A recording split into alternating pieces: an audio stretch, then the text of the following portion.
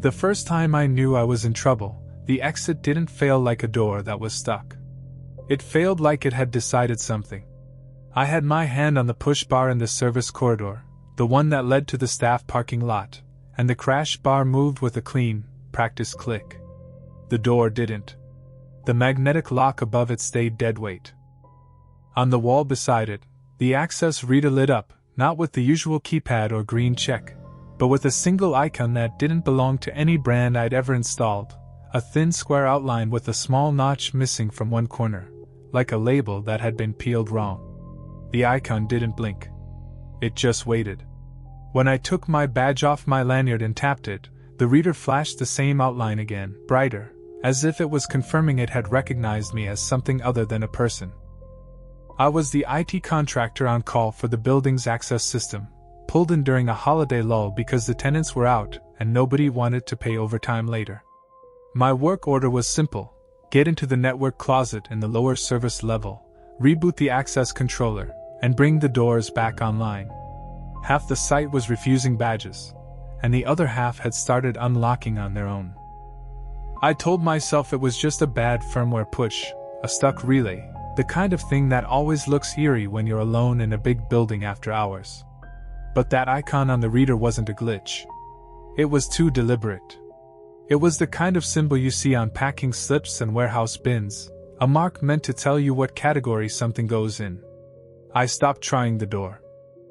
Somewhere behind me, in the long corridor of pale concrete and exposed sprinkler pipe, something made a soft feeding sound, like a label printer pulling its roll forward. The building was a smart one, the kind that had sensors everywhere and screens in every lobby that told you the air quality, and the occupancy, and the energy savings. During the day it was bright and busy, full of the soft chaos of people.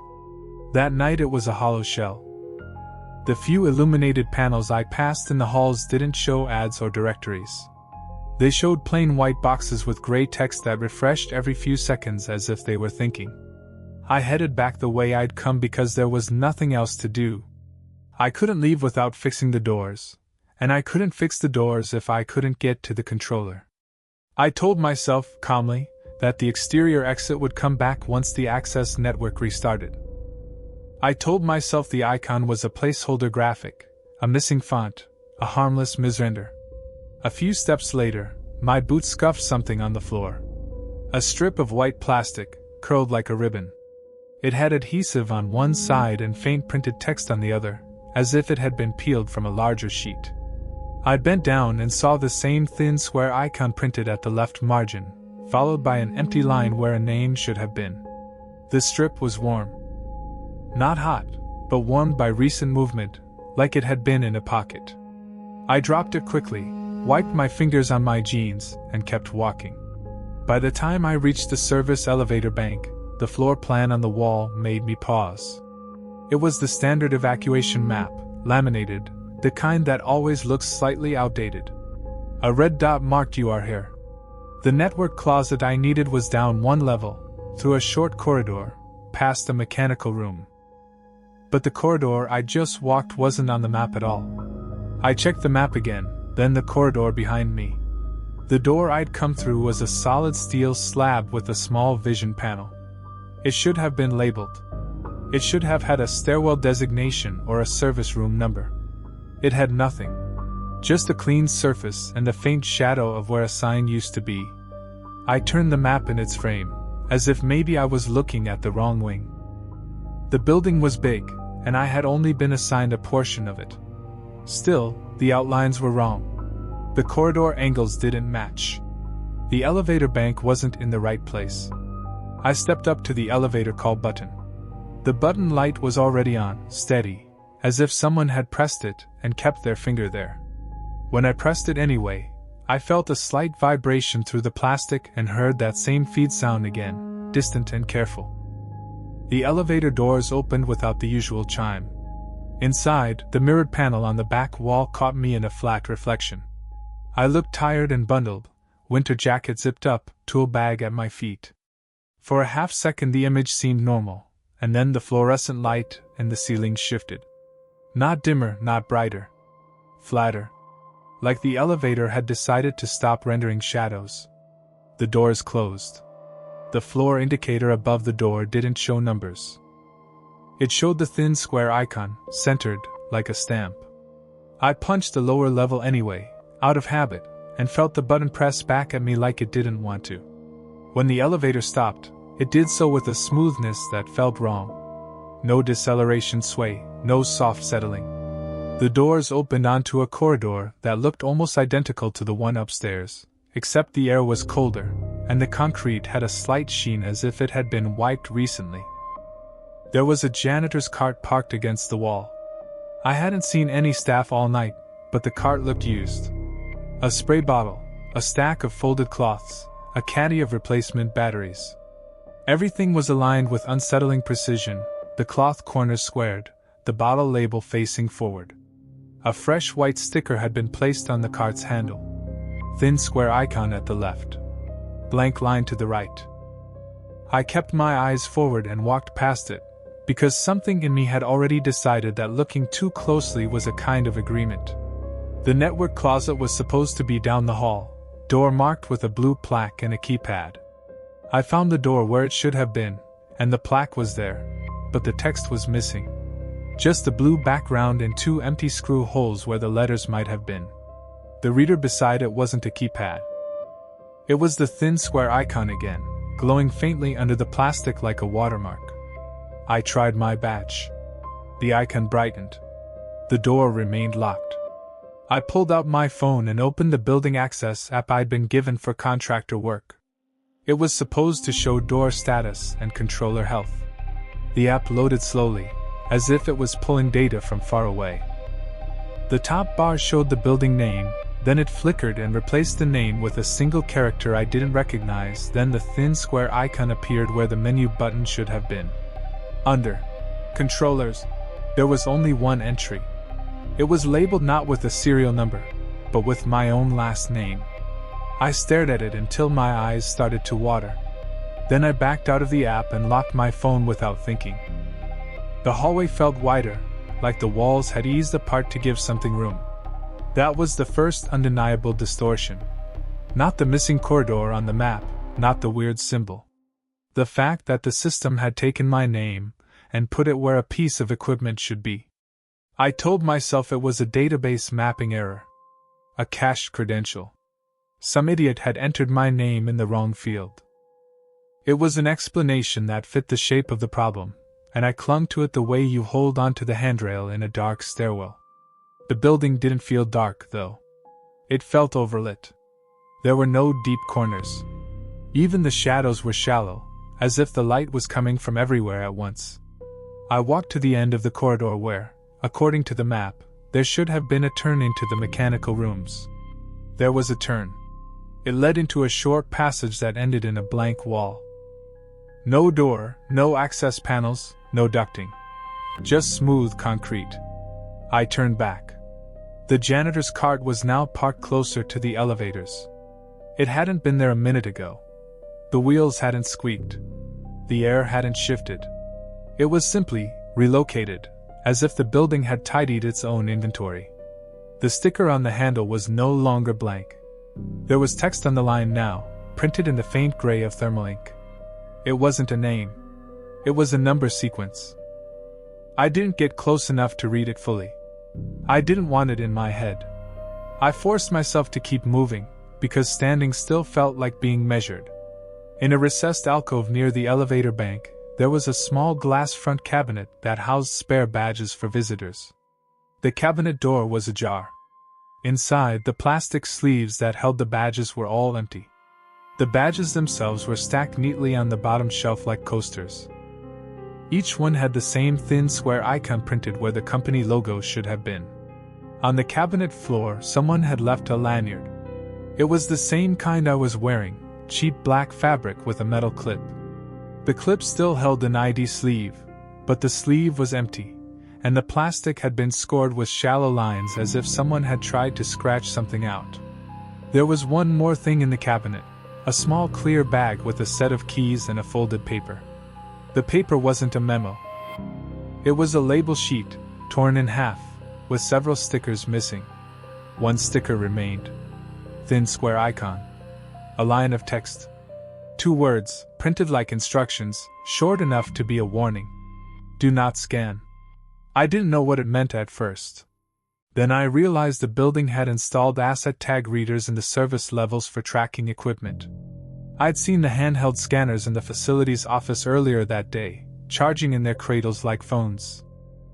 They were used to locate tagged items during audits.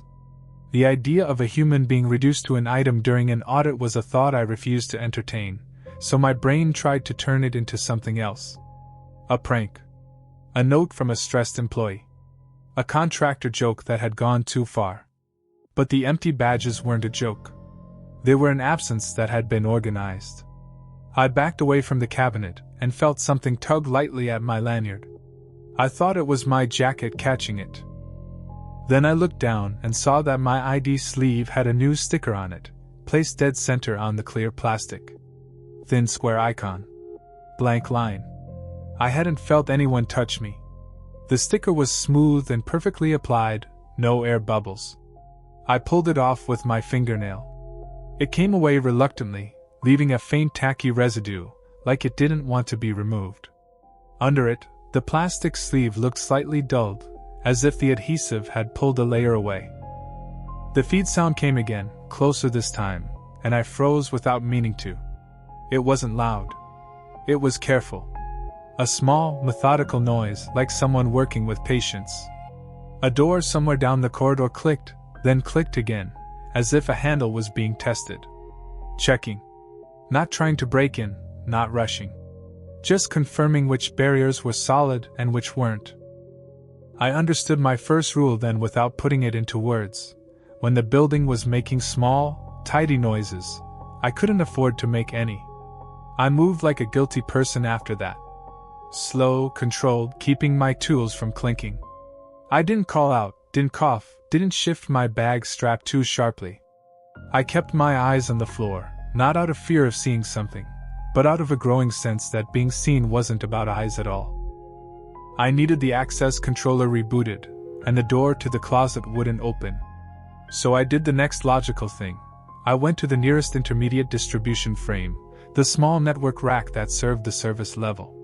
There was supposed to be an access panel in the wall, secured by a simple key. The panel door was unlocked when I found it. That should have been a relief. Instead, it felt like an invitation that had been prepared. Inside was a compact rack with the controller module mounted low, along with a UPS. The status lights were on, steady green. Nothing looked wrong. No alarms, no red LEDs. The system was alive and healthy in the way a sleeping animal looks calm right before it wakes. I unplugged the controller's power lead, counted to 10, and plugged it back in. It was the oldest trick, the one that fixes half the world. The moment the power receded, the lights on the module blinked in a pattern that wasn't normal. They swept from left to right, then held, then dimmed to that same flat white I'd seen in the elevator. Not a failure state, but a change in attention. From somewhere deeper in the building, a series of small printing noises answered, like a chorus of label machines starting up in different rooms. My phone vibrated in my pocket. I took it out before I could stop myself, and the lock screen had changed. Where my wallpaper should have been, there was a camera image, grainy, slightly skewed, showing a corridor. It took me a second to realize it was the corridor I was standing in, viewed from behind me, as if a ceiling camera was watching my back. I could see myself in the image, hunched over the open panel, the strap of my tool bag cutting across my shoulder. A thin square icon sat in the corner of the screen like a watermark. I slammed the phone face down against my palm, as if hiding it could hide me. My heart was loud in my ears. The air felt denser. The fluorescent light above me flattened again. A door handle clicked. Closer this time. Then a second click, like a careful hand testing for movement. Then silence, the kind of silence that means listening. The reboot had done something. My task wasn't just fixing the doors. It had woken whatever process had been waiting in the network, the thing that organized and labeled and corrected. I closed the panel doors softly and backed away. I started walking, then stopped myself because walking felt like a mistake. I could almost feel the building tracking vibration through the slab floor, cataloging my weight and direction. I went into the nearest room without thinking, a small maintenance closet with shelves of paper towel rolls and chemical drums. It smelled of disinfectant and cold metal. I shut the door behind me and held the handle with my gloved hand, not locking it, just keeping it from shifting. In the dark gap under the door, a thin line of light showed the corridor beyond. It was too bright, too even, like a film set. Something moved past the gap, slow. Not feet. Not a shadow shaped like legs. More like the light itself shifting as if a large flat object passed between the fixtures and the floor. The door handle trembled, lightly, twice. Testing. Then it stopped. I held my breath until my lungs burned, because I didn't know if the building could hear breath the way it could hear a footstep. I kept my eyes on the shelves in front of me, because I didn't want to look at the wrong thing and give it a reason to finish whatever label it was printing. Minutes passed like that, stretched.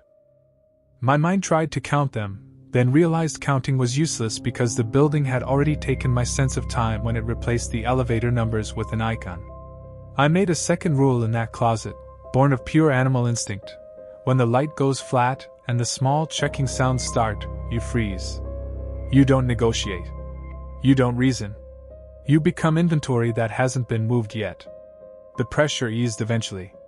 The corridor light returned to normal harshness. The handle stopped twitching. I waited longer anyway. When I finally let go of the door, my glove stuck slightly to the metal, as if the handle had been wiped with something tacky. I pulled my hand away and saw a faint outline on the glove's palm, the thin square icon, impressed into the fabric like a stamp. It wasn't ink. It was texture, like the material had been pressed into a new shape. That icon was migrating. It was no longer on the reader only, no longer on a sticker placed on objects. It was on me now, the way a warehouse stamp ends up on the skin of a worker who has been handling boxes all day. I opened the closet door a crack and looked out. The corridor was empty. The janitor's cart was gone. The floor was clear, as if nothing had ever been left there. Except for one thing, my peeled-off sticker from the badge sleeve, placed neatly on the floor just outside the door, adhesive side down, as if it had been returned to me in a better position. I stepped over it and moved toward the facility's control room, because I needed somewhere with monitors and a hardwired network jack. If the access system was behaving wrong, I wanted to see its logs. I wanted data, something I could argue with. The control room door opened with my mechanical key, not my badge. That was another comfort I couldn't trust. Inside, the room was lit by the blue glow of status screens. HVAC displays, CCTV feeds, access logs. The hum of electronics felt like company, like proof of human design. I shut the door behind me and latched it. I sat at the main console and woke the screens. They came up too quickly, as if they'd been waiting with their eyes open. The CCTV grid showed empty corridors, empty lobbies, empty stairwells. Then the grid rearranged itself. The cameras shuffled into a new order that made no sense for security coverage, but made a kind of sense for tracking movement. Like a person sorting photos on a desk until the ones of interest are grouped together. One camera feed showed the maintenance closet I'd hidden in. Another showed the ID cabinet with the empty badges. Another showed the network rack I'd just rebooted. The feeds weren't labeled by location. They were labeled by that thin square icon. My own corridor feed was there too, but the angle was wrong. It wasn't from a ceiling camera. It was from somewhere lower, closer, as if the building had found a way to look up at me from the wall. I leaned closer to the console and saw a log window open on its own. Entries populated line by line, timestamps and codes. I don't remember most of it because my brain refused to hold it, but one phrase stood out because it was plain English, printed without decoration. Asset intake pending. It wasn't a warning for me. It was a status message, like the system was telling itself what it was about to do. I backed away from the desk so fast my chair rolled. The room's air changed. The HVAC fans didn't speed up, but the pressure did, a subtle squeezing in my ears like descending in an elevator. The monitors flickered, and for a second every feed showed the same thing: a blank hallway, flat lit, and at the center of it, that thin square icon, huge, like a stamp pressed against the lens. Then the feeds returned, but now the camera that had shown me from behind was closer. Closer enough that I could see the back of my jacket collar, the seam stitching, the slight bend where I'd been hunched. I didn't remember any camera being mounted that low. A soft feed sound came from inside the control room. Not from the corridor. From within the cabinets along the wall. Like a printer was pulling its roll forward behind the metal doors. I scanned the cabinets quickly and saw a small label maker sitting on top of the electrical panel, the kind facilities staff use for quick tags. It hadn't been there earlier. I would have noticed it. The label maker's tiny screen was lit with the thin square icon. The machine spit out a fresh strip of label tape, slow and steady, as if it was taking its time to be neat. The strip curled over the edge and fell toward the floor. I didn't let it land. I grabbed it in midair on reflex and instantly regretted it. The adhesive side clung to my glove, to the stamped icon on the palm, like it had been made for that exact surface. The printed side faced me. It had the icon, a blank line, and then my full name, correctly spelled, followed by a number sequence. I tore the strip in half and crumpled it, even though it wasn't paper. It sprang back slightly, resisting being damaged. The feed sound stopped. The room's pressure increased again, like disappointment. I understood my second rule too late: don't take what it prints. Don't help it finish. The control room, which had felt like a safe zone, began to feel like the center of the building's attention. The monitors weren't just showing feeds anymore. They were shifting their contrast and brightness and small adjustments, like eyes focusing. The CCTV grid kept rearranging, always including my angle. I realized then that the reboot I'd done hadn't restarted security. It had started an inventory sweep. In a smart building, the difference between security and inventory is mostly a matter of what you call the people inside. The door handle of the control room moved. Not hard. Not rattling.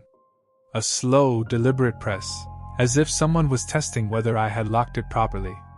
I stood perfectly still, because the pressure in my ears told me it was close enough to feel. The handle eased back. Then pressed again, slightly harder. The latch held. Then, with a soft click, the latch moved on its own, as if the door had been granted permission from the inside. The handle turned without a hand, or with a hand I couldn't see, and the door opened a fraction. The gap was small, but the light that spilled through wasn't corridor light. It was that flat white, shadowless, the kind that makes everything look like a product photo. I backed away until my spine hit the console. My breath came shallow. I kept my eyes on the gap and didn't move, because moving felt like stepping onto a scale. The door didn't swing open. It paused, holding the gap, waiting. A strip of label tape slid through the crack, inching forward with a patient curl. It moved like it was being fed from a machine in the hallway, guided toward me. The sticky side face down, ready to adhere to the first thing it touched. It reached the room's threshold and paused, like an animal testing the air. Then it advanced again, and the end of the strip touched the toe of my boot. It stuck instantly. The tape didn't just adhere. It held, and then it pulled, gently at first, as if inviting me forward. I jerked my foot back, and the tape stretched but didn't tear. It held my boot like a tag on merchandise. That was my first near catch. Not a hand grabbing me, not a shadow lunging. A label deciding I belonged to the hallway. I bent down, keeping my movements small, and peeled the tape off with shaking fingers. The adhesive fought. The tape made a quiet tearing sound that felt too loud in that flat-lit silence. The moment the tape came free, the pressure in the room spiked, and the door crack widened another inch. The light poured in. The control room screens all flickered at once, and every single one displayed the thin square icon, pulsing in time with the label printer's unseen feed. I didn't wait for the door to open fully.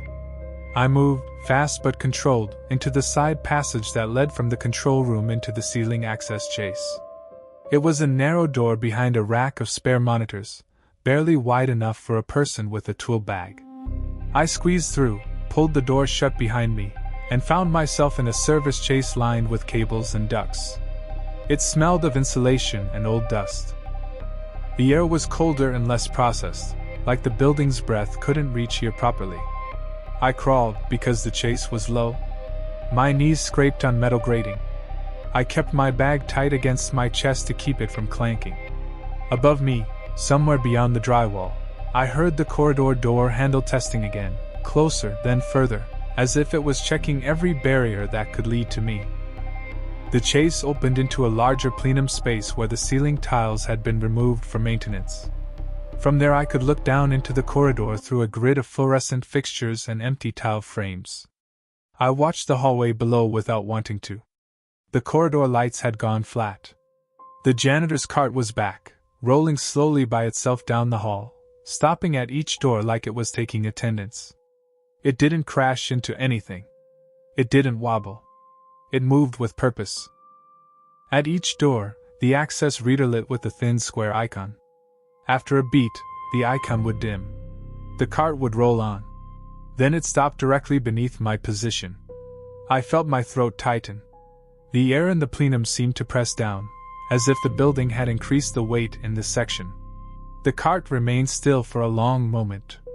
Then, without any visible mechanism, its top tray slid open like a drawer. Inside was a neat stack of blank label strips, ready to be printed.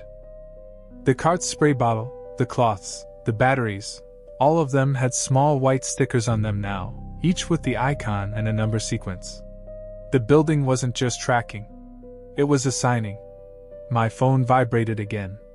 I didn't want to look, but the vibration was insistent, like a heartbeat. I pulled it out slowly and saw the lock screen had changed again.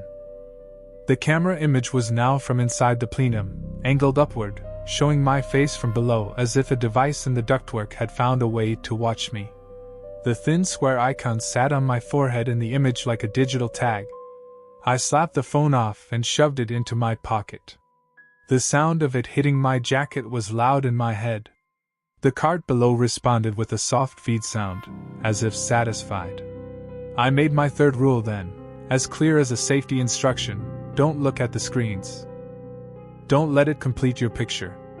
I crawled away from the opening, deeper into the plenum, toward where I remembered the building's loading dock should be.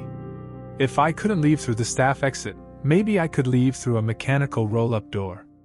Those doors used physical keys and manual overrides. They weren't supposed to be fully controlled by the access network. The plenum dropped into another service corridor via a maintenance ladder. I descended quietly and found myself near the freight elevator and the loading dock vestibule. The air smelled faintly of cardboard and diesel, comforting sense of normal logistics. There was a big red push bar on the dock door, the kind that led to the outside yard. Above it, a green exit sign glowed. On the wall beside it, the access reader was lit with the thin square icon. Of course it was. I went to the dock door anyway and pressed the bar. It moved. The door didn't.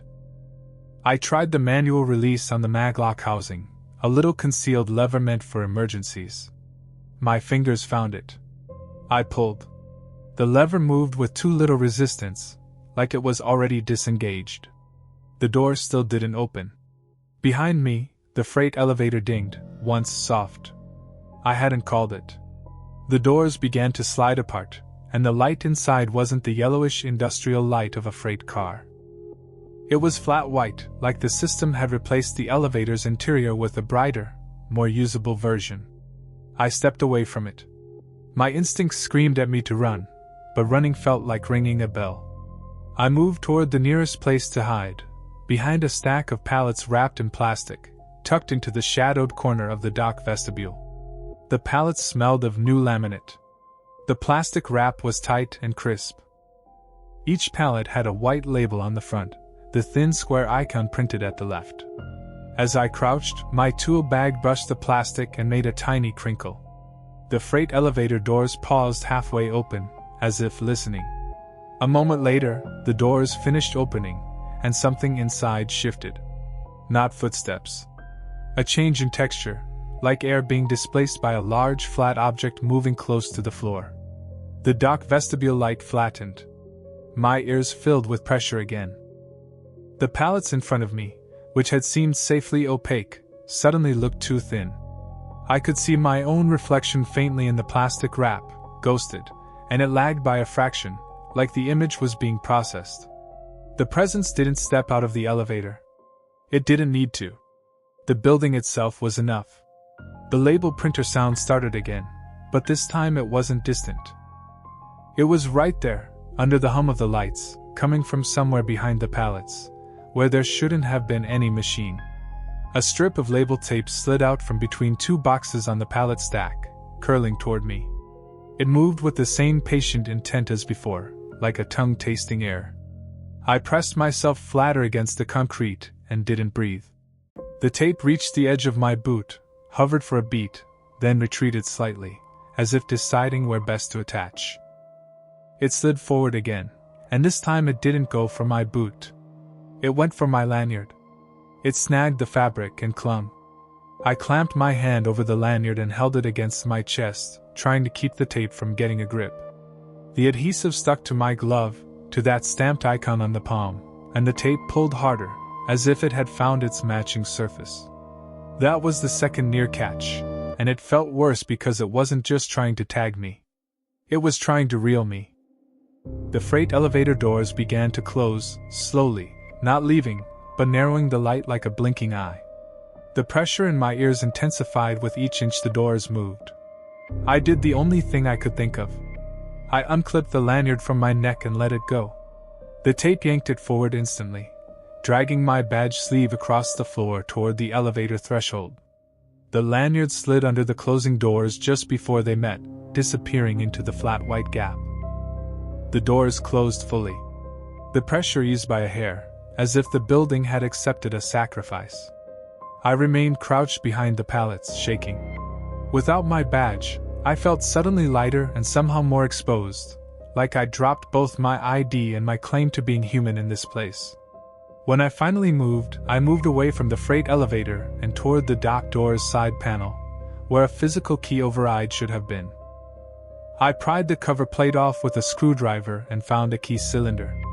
A fresh white sticker had been placed over it, perfectly centered, impossible to miss. Thin square icon. Blank line. My name wasn't on it. Yet.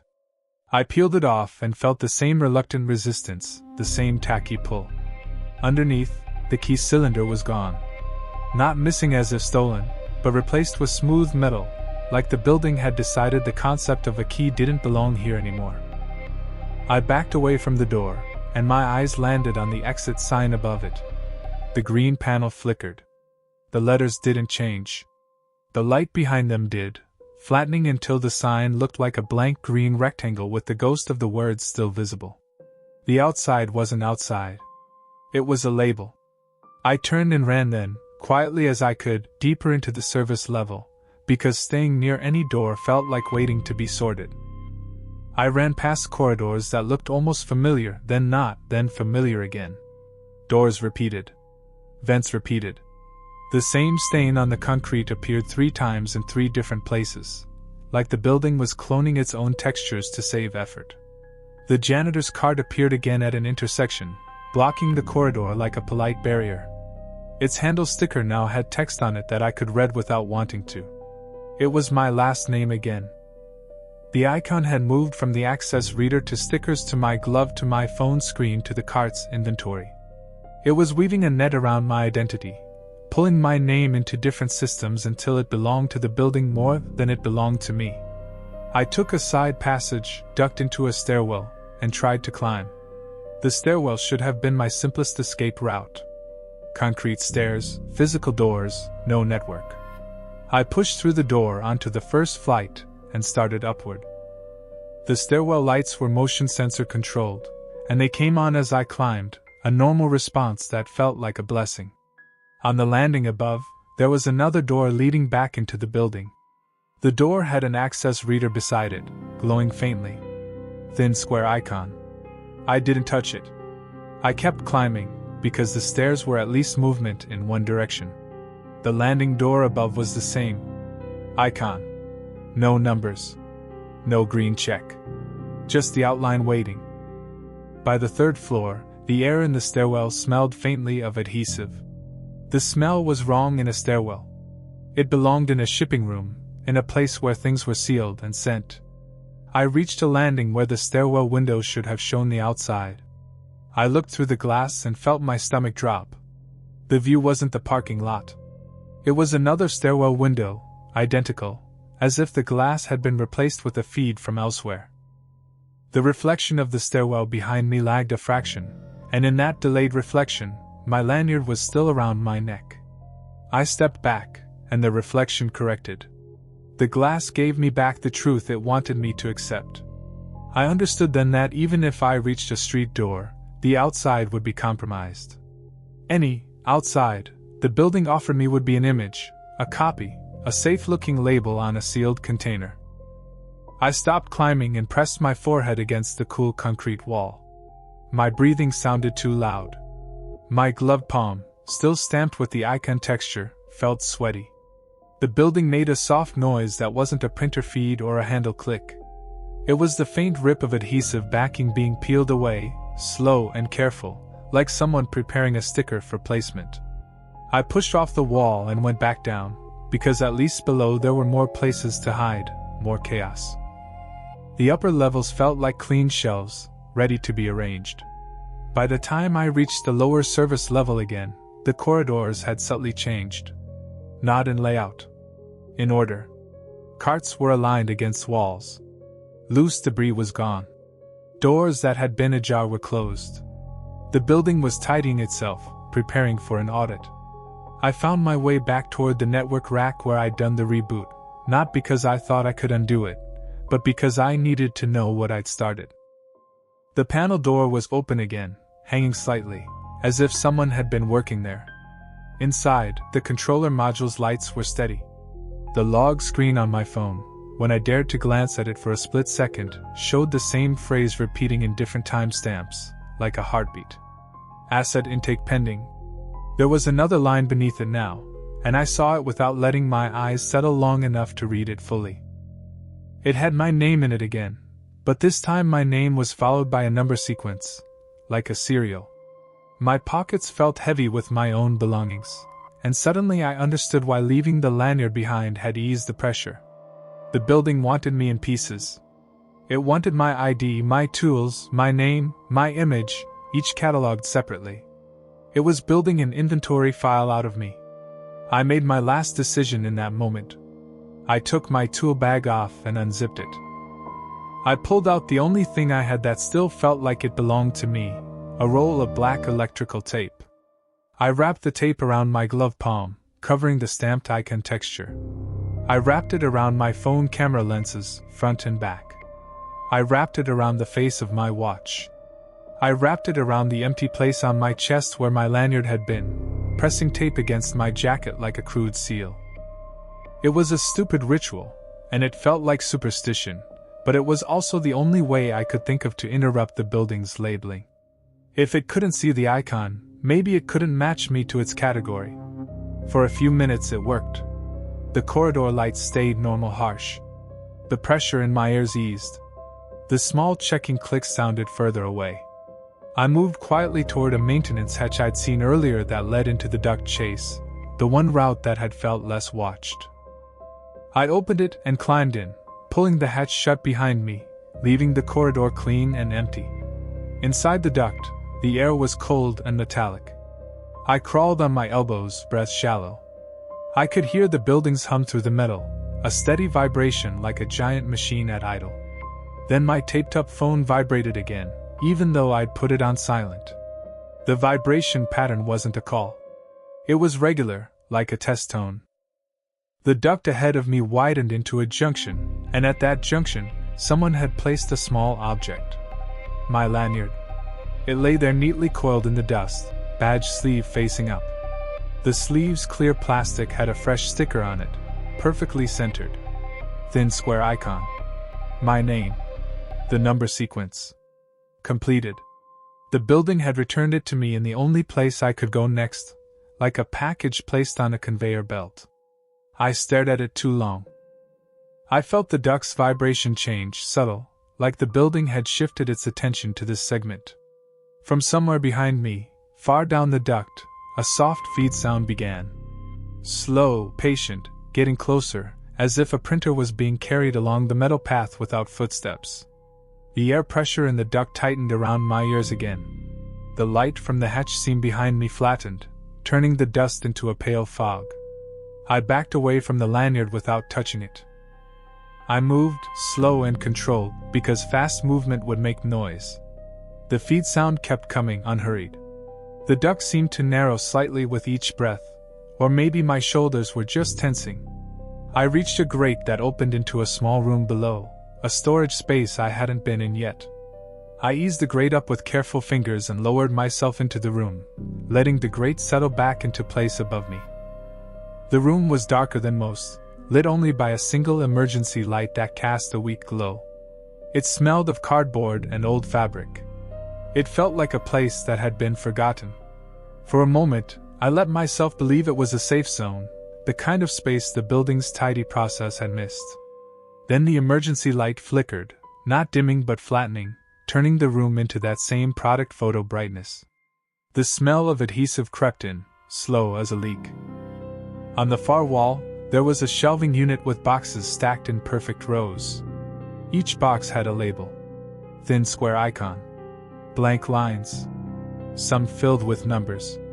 Some filled with names I didn't recognize. At the bottom shelf, there was a box with no label at all, just smooth cardboard. Its flaps were slightly open, as if waiting.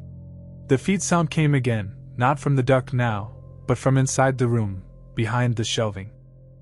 A soft click followed, like a door handle being tested on the other side of the wall.